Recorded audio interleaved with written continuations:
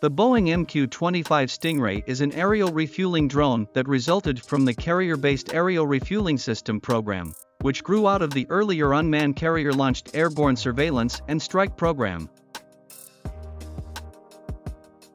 The MQ-25 first flew on September 19, 2019. Boeing's MQ-25 design is powered by one Rolls-Royce AE 3007N turbofan engine, delivering 10,000 lb-ft of thrust. This is a variant of the engine used to power the Navy's MQ-4C Triton. The aircraft is less stealthy than flying wing UAVs.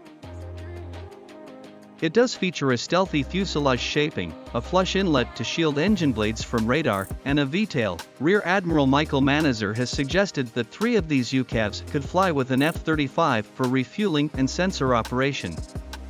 Vice Admiral Mike Shoemaker said that the MQ-25 could extend the Super Hornet's 830 km unrefueled combat radius to beyond 1,300 km. The Navy's goal for the aircraft is to be able to deliver 15,000 pounds of fuel total to 4 to 6 airplanes at a range of 930 kilometers. The Navy released the final MQ-25 Stingray request for proposals in October 2017 to Lockheed Martin, Boeing, Northrop Grumman, and General Atomics. On August 30, 2018, the U.S. Navy announced Boeing as the winner of the competition and awarded an $805 million development contract for 4 MQ-25A aircraft to be completed by August 2024.